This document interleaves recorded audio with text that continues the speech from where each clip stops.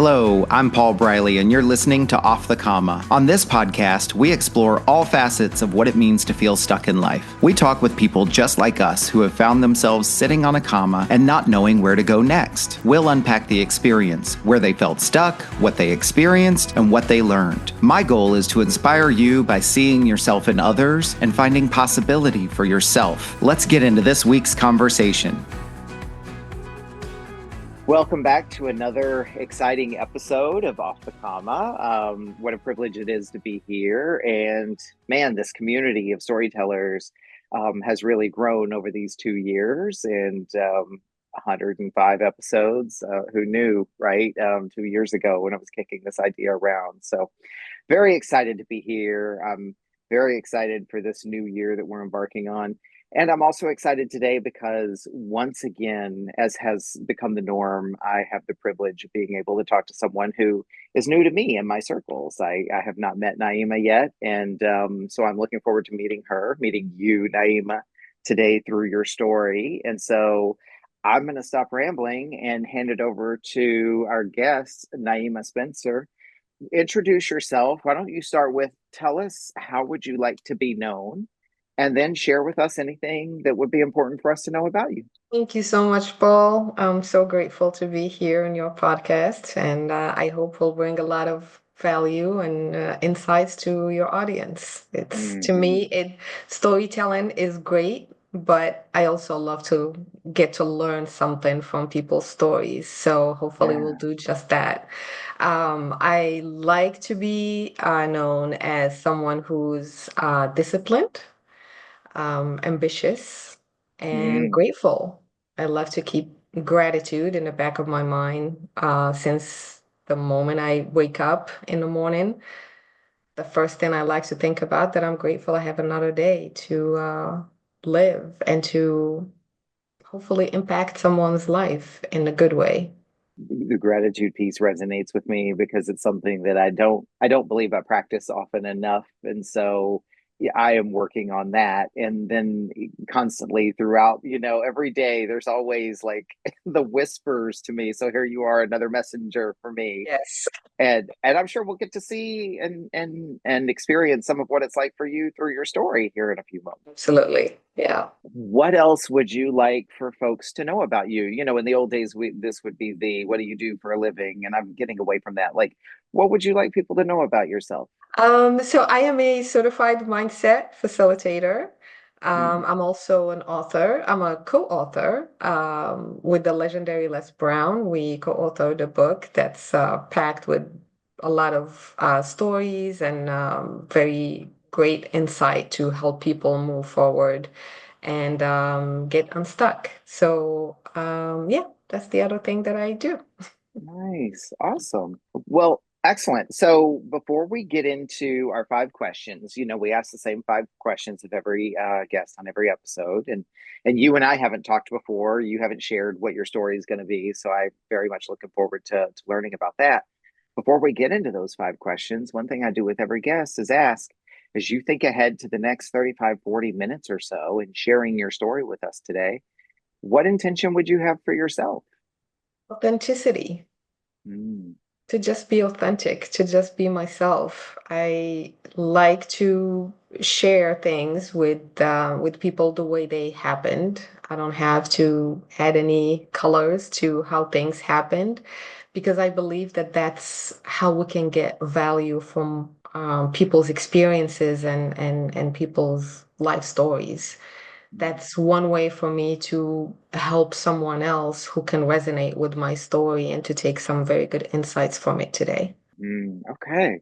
Well, my intention is to support you, obviously, in this intention for us to be able to create a space for you to share your story in the way that you want to share your story, and that is exactly as you described. There will be people out there who will see a little bit of themselves in you and in your story, feel a little less alone, a little bit more connected, and in the best of cases, maybe feel inspired or empowered to do something that they've been wanting to do. Absolutely. Yeah. Nice. Well, and even though there's five questions, the conversation is free flowing. You're going to be sharing your story. Feel free to kind of go back and forth as needed between the questions. But let's start with the big one, where usually we spend the most time. Naima, where in your life have you found yourself sitting on a comma? The first one, the first experience that I want to share with you today is when I moved from Morocco 27 years ago to the States. Hmm. Came here to live the American dream. I was chasing it for years, even before I Mm, came here. So, yeah, so I moved from Morocco, 1998, and my number one goal coming here was to go back to school and have an MBA. I already came mm, with a bachelor's degree, and I thought, okay, I want to go back. I want to go to America. I want to have an MBA, and I want to have a good job and make good money, and just, had all these dreams and plans for how my life is going to unfold. hmm, But 8 years have gone by, and I was still basically working minimum wage jobs, babysitting, waitressing, working in stores, you name it. And there's nothing wrong with that, but it was not the dream that I was coming here for, basically. hmm, And I couldn't even make it to go back to school. I felt completely stuck. I felt like I was living every day. I was living life on repeat. Every day was the mm, same. And I was just going through the motions without really feeling alive or being aligned with that purpose. And I couldn't figure out what to do. mm, It took a lot of work, and we'll get to that point, in a little bit. But that was basically when the moment you said, when I was sitting on of a comma, I that's on the comma, that's what came to me is just feeling completely disconnected, not knowing what to do. I knew what I wanted coming to this country, but I didn't know how hmm. to get it, and I was completely lost. Yeah. It sounds like, I mean, as you described, you came here with hopes and goals and ambitions and aspirations and a dream. And for this period of time, like you were putting in the work, but not really getting the benefit of the results. Like, I guess maybe here's a question for you. I know there's much more story to tell. You said you wanted to get your MBA. What was kind of the long-term goal or aspiration? Like once you had done that, what were you really hoping to accomplish? Where did you want to go from there? So at that time, I was only thinking, I never thought of having my own business or Mm, having like what I do now, my coaching business. I was thinking I just wanted to have a good job and, become an executive in a corporation. And I thought going back to school and having an MBA was going to open that door for me. Again, one of the thoughts that were limiting to me, that were blocking me from moving forward. I didn't believe that even having a bachelor's degree from a different country was going to help me here. And I mm, came up with a lot of reasons why to not take action, basically, and start moving forward toward my goals. mm, I just thought, no, well, my English is not good, and I don't have the money to go back to school. And again, another important factor is the people you surround yourself with. If you want to be in an environment where you can grow and achieve your goals, you got to be around people who are doing the same thing, or at least working toward the same goals.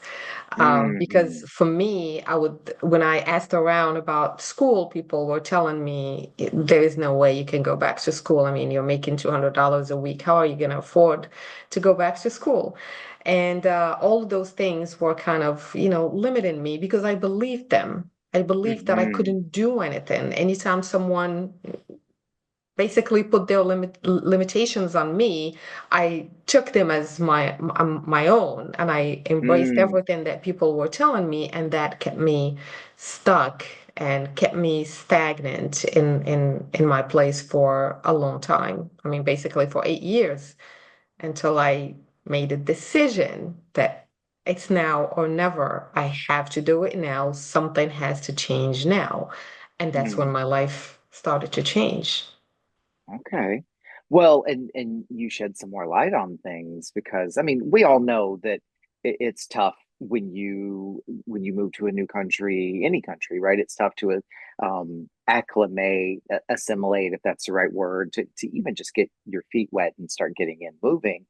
And so I was kind of making an assumption from the first part of your story that it's like, well, of course you were stuck. It's kind of tough. There's a lot of things you have to really get in and navigate.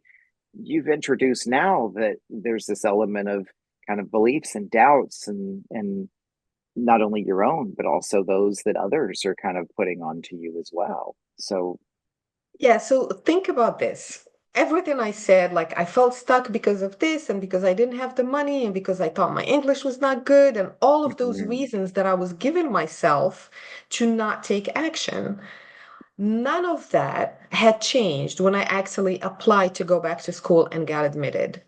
I was still mm, working those minimum wage jobs. I mean, maybe my English was getting better, probably, but that was not a reason to prevent me from going back to school. I was clearly mm, able to read and speak it and everything, but these are just thoughts that I was feeding myself because I was afraid. You know, I was living in mm, fear. I had self-doubt. I didn't believe in my ability to do something good with my life and to pursue that American dream that I came here for in the first place. So nothing had changed, and I was able actually to go back to school and have that MBA that was once a dream. So mhm. it's just to show you that sometimes we block ourselves from achieving what we want. Yeah. It's not always the circumstances, it's not the people, it's not the situation that we have. I one time I read a book and I loved it. I think it's called There's Always a Way. And I Hmm. want to live by that. If you really want something and you decide, you know, the key word is to decide to have it, there is always a way. But it's Hmm. hard for many of us to reach that decision and Yeah. to actually take that first step. Well, and there's like two lines of I'm curious and two different questions that could take us in two different directions. Like, how about I present them both to you and you go the direction that feels right to you, that you want. One is what else was it that was keeping you stuck? You know, you talked about that, like your own beliefs and your own doubts and so forth. And also, I'm really curious, like, what created the shift? I like the second part of it, so we can Let's do not that. stay stuck on the problem, but actually change focus and move toward the solution. What changed Hmm. a couple of things I can share with you here and what created the shift. I mean, for one thing, a friend of mine, and I believe it was 2003, he introduced me to the personal development field. Hmm. And I was basically I read the first book on the law of attraction, and a lot of things resonated with me. And I just started consuming so many, any book I could find. I remember I was Hmm. living in Philadelphia and I would go to Barnes and Noble and just go directly to the self-help section and just anything that resonate with me, I would just read it. So I started that shift by working on myself, by working on my mindset, because I Hmm. thought uh, up to that point, I felt that I was living in a victim mentality. Like Mm, everything outside of me has control of what I can and cannot do. It's that person who won't give me a chance. mm, It's the circumstances. It's, you know, I don't have the money and I can't do this and I don't know the right people and, you know, all these excuses, which they feel real and they feel true concrete.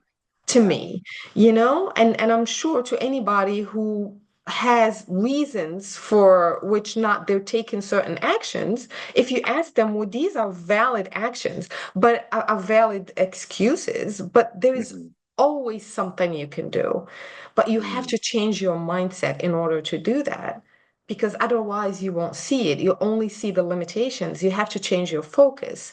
So the moment, and the other piece of it is that, and I'm going to quote Tony Robbins here because I just love how he expressed this that particular moment. He said when the pain of change becomes greater, or the pain of staying the same becomes greater than the Hmm. pain of change, then we take action. And that's what happened to me. When I reached that point where I was just mentally and physically drained, I could not keep doing the same thing. And I realized that Mm. something needs to change. Something has to change, and it has to change now. So the thing that helped me, I didn't focus on the end goal. Well, what is this American dream? I mean, I don't know what to do. I just know that I want a better life, but this is not it. I thought at that time, what can I do to start moving toward that goal, toward that life that I dream of? And the first step that I thought of was to just fill out an application. Really, it was that simple as that. Hmm. It's just filling out an application to apply for this MBA program that I was dreaming about. And that's what I did. I filled out an application, submitted it, and a month later, I got accepted. Hmm. And literally 6 months into the program, my life completely changed. I met someone whose company was hiring for people to do program management support and things like that. And I got interviewed and I got the job. And that was the Mm. first door to get me into having a personal job and start to meet people in the field that I was really interested in, and my life completely changed after that. Mm. So, but I There's had to take that first step.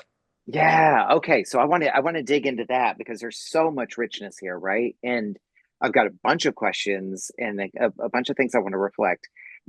One of the things, one of the reasons I want to dig a little deeper here is because a lot of times when we're having these conversations and guests like yourself are sharing the stories, people are listening. It's like, yeah, yeah, uh-huh, I get that, I get that, I get that. Because as humans, we make assumptions and we connect it to our own experience.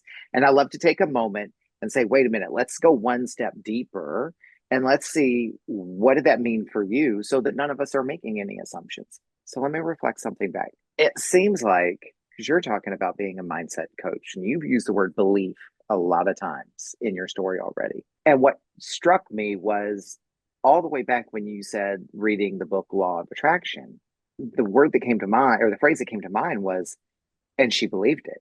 So you tell me, it's like it seems like despite all of the doubts and all of the limitations, those beliefs, when you found these books or when you gained this insight, there was an element in there too of belief. Like, oh, well, then that can be true too. You tell me. So everything I read made sense. And I remember the very first book I read, it was the woman was basically talking about how if you expect the worst, then that's what you're gonna have. Mm, And if you expect something better to happen or something good to happen in your life, that's probably what's going to happen. And mhm, that just resonated with me because I realized that up to that point, I was basically living in waiting for the other shoe to drop. If something good mhm, happens to me, I felt right away that, well, okay, when is this gonna end? If mhm, I'm about to do something, my thinking is, well, this may not work. Well, this is not gonna get me the result that I want anyway. And sometimes I would go, well, why even bother? Like, why even apply for a job? They're not gonna accept me. They're not gonna hire mhm, me. Why would I even do this? Why do I even go talk to this person? They're not gonna help me. So everything was basically just negative. mhm, And I knew there was something wrong because that's not how we're supposed to live. Like you literally just feel it. Your nervous system is designed to tell you when things are not in alignment, is when we feel bad, when we're not feeling good. And mhm, now I realize everything that I was doing because now I can put it into words. We live in a powerful state or we live in a primal state. When we're feeling good, we're connected to the higher power. We're living in alignment. we're able to have ideas, we're able to be creative. Like, have you ever thought of a person who came up with an invention while they were angry or jealous or irritated? You can't. Right. You Right. know, I mean, as far as Yeah. I know, I don't think anyone had come up with any great idea while they were really in a primal state. But when you are in relaxation, when you are acting from gratitude, when you are feeling joy, when you are feeling just excitement, that's when you're connected. That's when great ideas can come to you. That's when you're creative. So those things just really made sense to me. And that's why I believe in them. And I started working on myself to catch my thinking when I'm going, no, this is not going to work, or why even bother, or let's not do that, or you're going to bother that person, or you're not worthy of this. And sometimes it's that little voice that we're not even aware of sometimes. Yeah. And those are the things that I started to catch and Mhm. change. And it helped me, basically change my life. Because I mean, Yeah. think about it. If you have a good lead and you tell yourself, no, no, I'm not going to talk to that person. I don't think they're going to like me, or I don't think they're going to help me. Well, what are the results? You're not going to create the results that you want because you're not taking action. You're not listening to the voice that's telling you go for this or go for that or do this or take this action. You're just staying still. And that's what fear does. It's not only that it keeps you standing still, but it keeps you stagnant. You won't take action, and therefore you'll never know what you could have or you could possibly create. Well, and it's such a huge shift from what you had described earlier. But before we get into the next question, I'll just ask one more kind of drill down question. You mentioned getting to a point where like you just couldn't keep doing it the same way. Something had to change. Was there some significant event at that point? Like, how did you know? What was that point where it's like, I now have to go a different way? It's that point where, and I think everyone experiences it at some point in their life. It's that point where you just go, enough is enough. Hmm. I can't. You know, we have sometimes we keep pushing and pushing and pushing and just hoping that something will change, hoping that a miracle is going to land, you know, and change everything for us. But none of that happens, and you just keep going, like pushing yourself. Oh no, let me just do this, and let me just do that, when you don't see a way out. But sometimes, even if it's not emotionally, sometimes even physically, you Hmm. hit a spot where you just physically you can't handle something. And that's what happened Mm. to me. Physically, I couldn't handle the jobs that I was doing. Like, I was waitressing, and my back was hurting, and I couldn't be standing on my feet for long hours, but I was doing it, and because I needed to make money to pay the bills and make a living. But it Hmm. just reached a point where I had to at least try something else and see if it's gonna get me somewhere. But I had to do something. I had to take action. I couldn't Mm. I couldn't prolong that anymore. Yeah. Yeah. Okay. I feel like you've already answered this next question a little bit, but feel free to add or expand. Question two is, as you look back at this comma that you've been sitting on or that you were sitting on, what did that create for you? It created my entire life. It created this journey that I'm in right now. Because if Mhm. it wasn't for being stuck, like, imagine if I had everything I wanted at that point, or if I was okay settling, I would have never be where I am today. But Mm-hmm. feeling stuck actually gave me the clarity that I needed at that time to start this journey that I believe that this is what I'm supposed to live. This is my Mm-hmm. purpose. But I had to be stuck at that time. But the beauty of it is that, they say when you know what you don't want, you know what you want. So Hmm. I had to look at these things. Well, I don't want to do these jobs. I don't want to do this. I don't want to be on my feet all day. I don't want to make this much money. Okay, well, what do you want? But the beauty of it is that because I was already working on myself and I was already reading a lot of books on self-help and personal growth, I knew about the power of focus. And I knew that Hmm. at that point, I needed to change my focus. I could sit there and stay focused on how things are not going the way I want them to go, or I can go, okay, acknowledge that things are not working out for me right now, but what can I do? Let's shift Mm. into the solution. What can I do right now to improve my life? And that's what Yeah. I did. And I started that shift actually happened because I was stuck. So this is really something that I'd love to share with anyone listening. Hmm. Challenges happen every day. That's just life. That's just called life. But Right. once we acknowledge what the challenge is, what do you do with that? Do you stay focused on that for days or weeks? Or do you right away switch into what can I do? Let's be solution oriented right now. Instead of Hmm. just talking about the problem, let's start talking about the solution because I know what the problem is right now. What can I do? Yeah. And you What I love shift. about this, what I love about this, Naima, is that a lot of times you talk to a lot of people, I talk to a lot of people, and even just in our friends and family circles, like a lot of times people are stuck or will describe themselves as stuck, but they're not really clear on what they want. And I've been there before too. And we know too, as coaches, that, sometimes you start by defining what you don't want, which is exactly what you were sharing with us. But it's hard sometimes when you challenge someone or ask someone, well, if that's what you don't want, what do you want? They're like, I don't really know. But you can actually build off of, you don't have to know necessarily, but you can build off of the what you don't want, right? Which is, I'll use your example.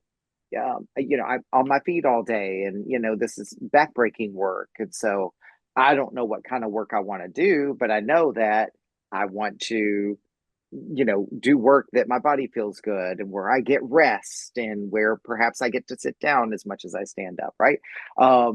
Maybe I don't want to work for lower wages anymore or have to earn money on an hourly basis, but I don't know what I want to do. Well, I want to make money on a more consistent basis. I want to make more money than I am, right? So you can step stone your way to at least a vision of what you want, even if you're not crystal clear on what you want. Because most people don't really know exactly what they want. They have an idea. They get to a place where they're clear on it, but you can definitely build on the what you don't want too. And I feel like Mm, your story shares a little of that. yeah, like you said, I totally agree. Oftentimes when we ask people, what do you want? They start telling you all the things that they don't want. Mm-hmm. Well, I don't want this and I don't want this and I don't want that. Yes, but that's not what I asked. I asked you, Mm-hmm. what do you want? And then the moment we have to actually face that, we start to feel um, and I think the paralysis sometimes it's because there are so many choices. That's one thing Mm. that actually contribute to people feeling, just standing still because there are so many choices. We're afraid of missing out. Where should I do this or should I do that? Is this going to be better than this? Or am I going to have better results with this option instead of that? But to me, when you do that, you're just staying stuck. Just Mm-hmm. pick one, make a decision, and let life unfold for you. You don't have to see the whole journey. You don't have to see the whole path. Just start. Mm-hmm. And you don't Mm. know where that path is going to take you. But if you don't start, you're not going anywhere. So, Well, yeah. yeah, well, I was saying that you literally said that. Like I had to make a decision, I had to pick something, and I had to start taking action, and then look at the chain of events that unfolded. But you didn't know that chain of events was going to unfold. You didn't know that was going to lead to a job. You knew you had to make a choice, and you made that choice and moved in that direction, right? Yes. If you Yeah. asked me 27 years ago that one day I'm going to have my own coaching business, I'll be like, no. That's not even what I'm thinking right now. Hmm. I haven't even heard of a coach at that point. So, but I had to just take what was available for me at that time. And at that moment, all I wanted was to start a professional job and be in a better environment. That's all I was Hmm. asking for. And I had no idea that that person who was babysitting and waitressing was going to actually, just because she took that one small action of filling out an application, that was going to lead me to working in the pharmaceutical industry, to working for the government of the United States 10 years later, to now Hmm. having my own business. I couldn't even think about that. I couldn't even predict that. But just be open, do your Hmm. part, and drop the resistance and be open to how life unfolds the journey for you. Yeah. My own coach uses the phrase allow yourself to be surprised, and I Absolutely. hear That's that theme beautiful.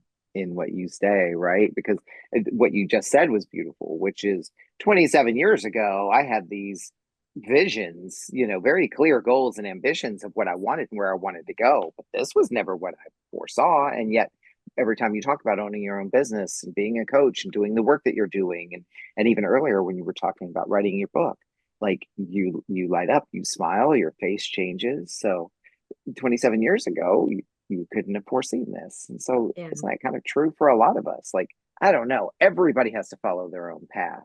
But the older I get, the more I'm like, if you really think you know where you're going to be in 5 years, like, I don't know. This is just an opinion. It's like, if you're that convinced that's where you're going to be in 5 years, then what else are you missing out on? Like, I don't know. Of course, I have to tell myself that sometimes too. Yeah. Let me ask the third question, which is, as you look back at this comma that you've been sharing with us, what have you learned about yourself, or what are you learning about yourself?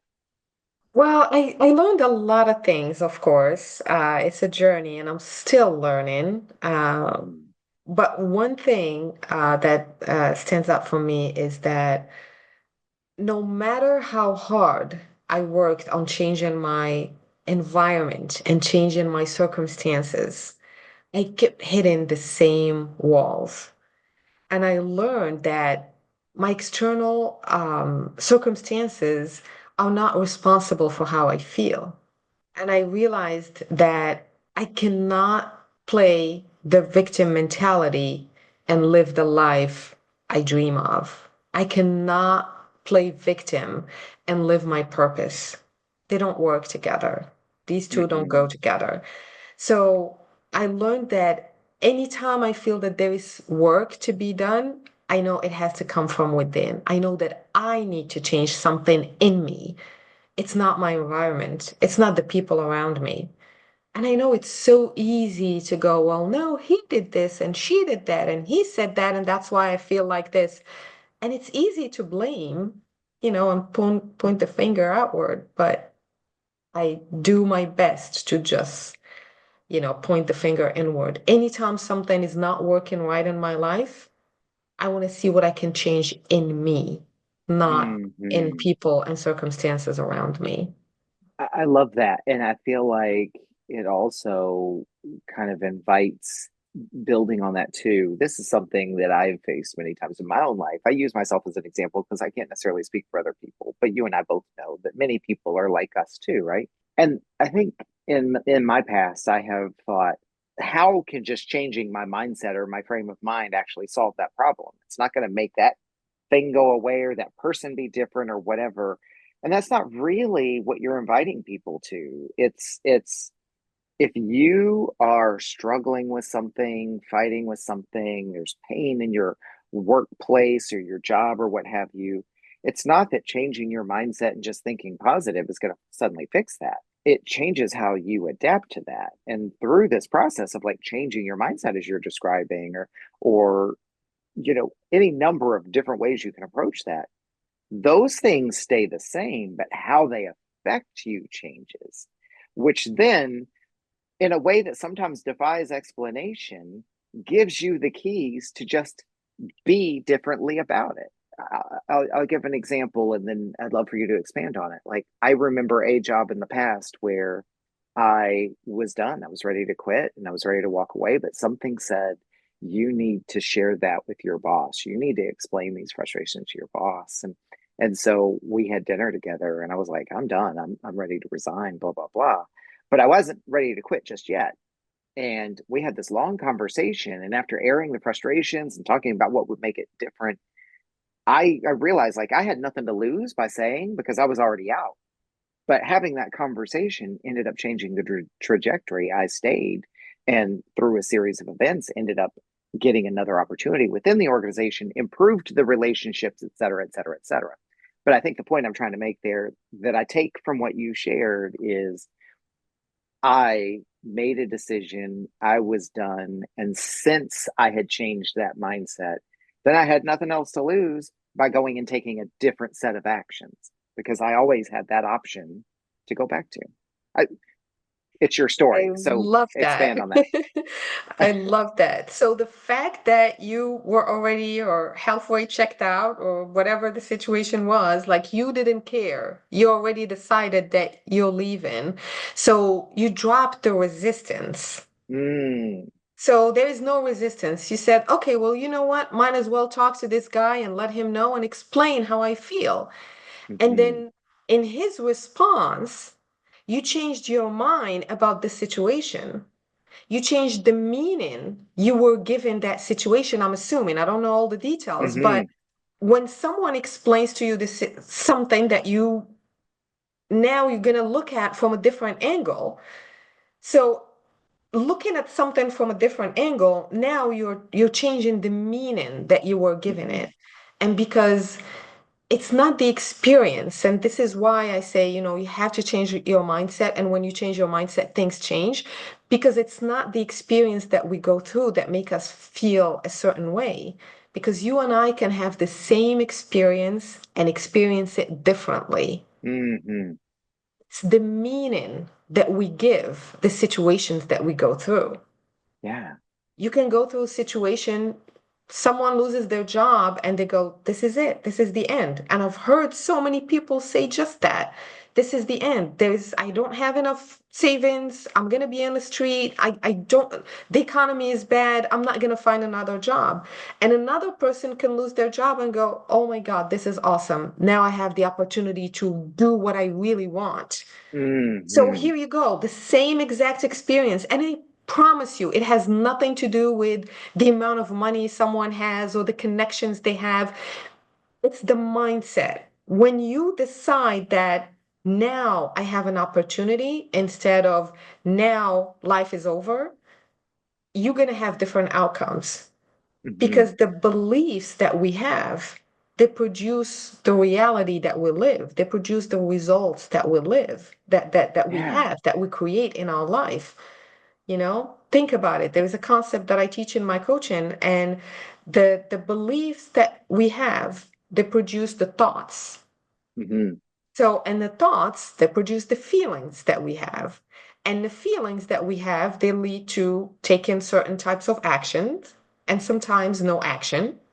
And then whatever those actions or no action we take, we produce results. And those results, they literally reinforce the beliefs that we have. So it's a vicious cycle. But mhm. this is psychology. This is not just some, fluffy stuff that we're using to explain how beliefs produce our results. It's real. If you look at it, whatever we believe ends up creating the results that we have in life. Since we're talking about learning, clearly since this big shift in your life, your challenges haven't gone away. You still have challenges and problems and things like that. Absolutely. What's different about how you handle those challenges today than before this big shift in your life? So one thing I live by right now is the problem is not the problem. The problem is the meaning you give this Mm, thing that's moving us into suffering. Like they say, pain is inevitable, suffering is optional. So when something happens in my life, I don't look at it, I don't label it as a problem. That's one. Even if it's a health issue, I don't look at it as a problem. Okay, well, it's a Hmm. challenge right now.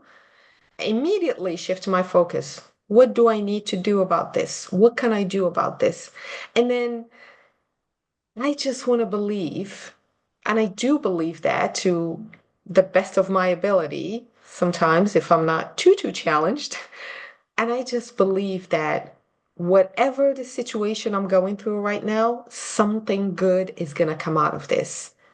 And Hmm. I just train myself to keep looking for that good that's going to come out of it. And So that's what that's, I will see because mm, that's what I'm going to focus on. That's what I will see. that seems to be really key right there, right? The assuming positive outcomes. That can be such a challenge, especially, I mean, throughout humanity, that's been a challenge. We always think we're the only ones, especially many of us right now have a right to believe that, right? But it's the assuming positive outcomes, Yeah. assuming outcomes that maybe you can't picture or imagine right now. Yeah. And out of Yeah. fear, we always project the worst case scenario because a part of us wants to be prepared for whatever Hmm. is going to happen, but we don't have to. We don't have to. Just drop the resistance and things will work out. I'm so eager to be prepared that sometimes I'll make up shit to be prepared for that wasn't even true in the first place. Exactly. It Let me, happens. I mean, it sounds yeah, funny, but it happens. Yeah. there's the psychology in it all, right? Let me ask you the fourth question. Now, I think you've already been clear about this, but I'd love to hear anything else that you want to share. The fourth question is, what has changed or what is changing for you as a result of sitting on this comma? I think just gaining more clarity and deciding every day how I want my day to go. Mm, Just decide. Don't leave it to coincidence. Wake up in the morning and do the best you can to decide how you want to live your life. Like go over your day in the morning and just so that you're prepared. If something is going to knock you down, you're mentally prepared and you're already telling yourself that I'm going to expect the best out of whatever outcome I'm going to have today. Whatever mm, experience I'm going to have today, I'm just going to expect the best. And I'm going to look for that. It takes us back to just having sometimes gratitude because when you're grateful, you can't be fearful. When you're grateful, you can't be anxious. mhm, So when you're grateful, you're feeling good. And that's mhm, really how we want to operate most of the time. I'm not saying we're going to be happy and, joyful all day, every day, and grateful all day, every day. That's not going to happen because that's not how life is. But when that happens, I'm aware of it and I'm not going to live there. I used to stay mad and angry for weeks because of one event or one experience that mhm, happened. Imagine that.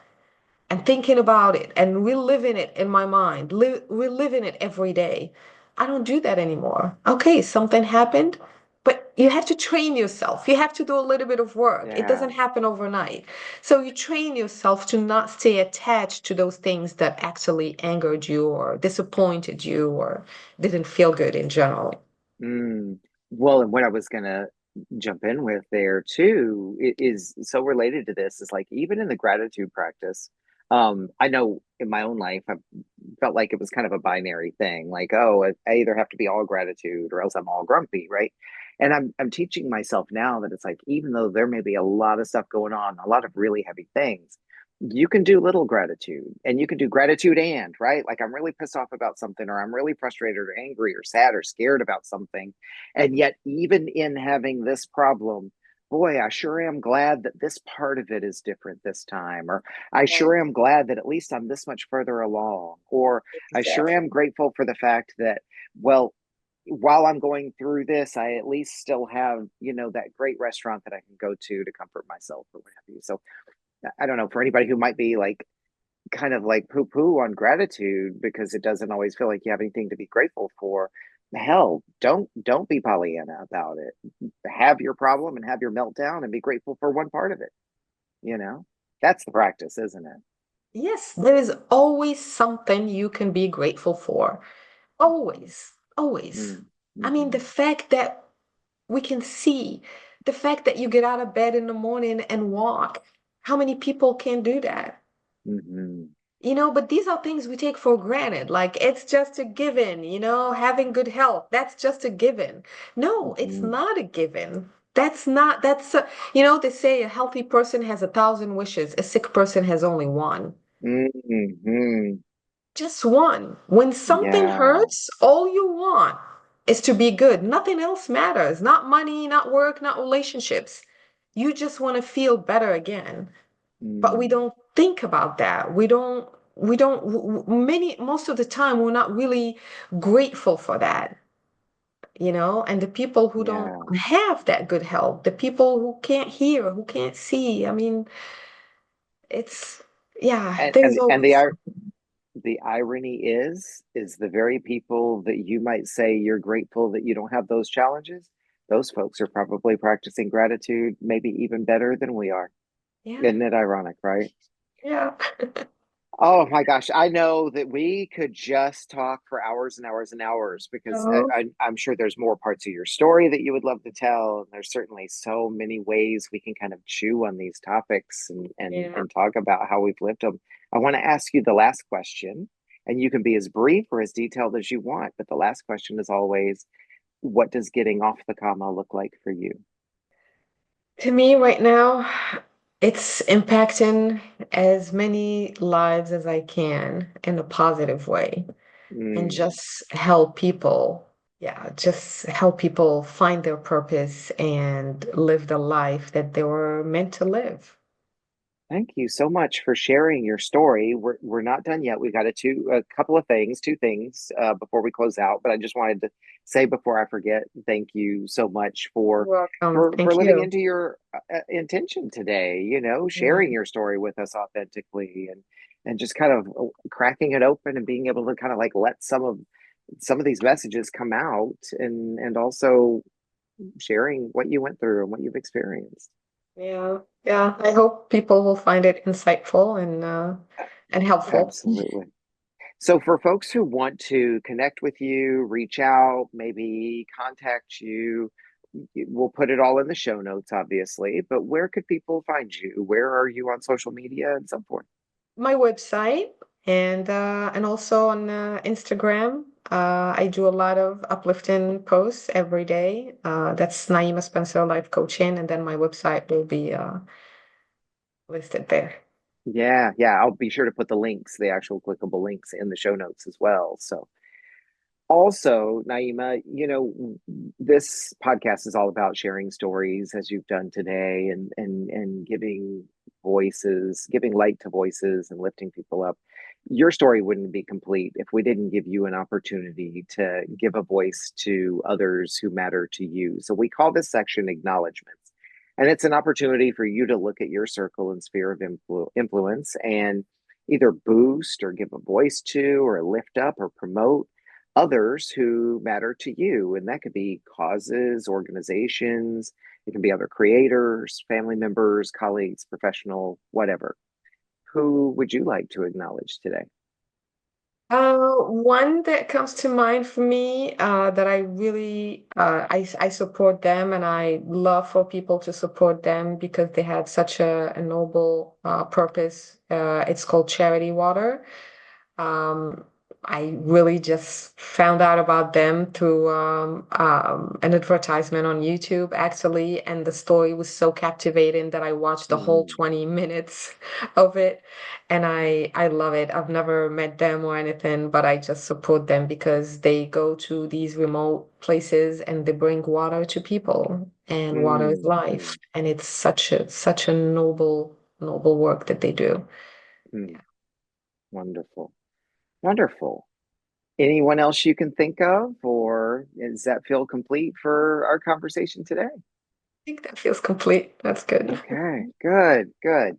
Well, again, Naima, thank you so much for everything you've shared with us today. And I encourage people to go to the show notes and follow Naima on her socials and visit her website and check out the organization Charity Water. We'll have a description and a clickable link there as well. So thank you again for being with us today. Thank you so much for having me, Paul. Appreciate it.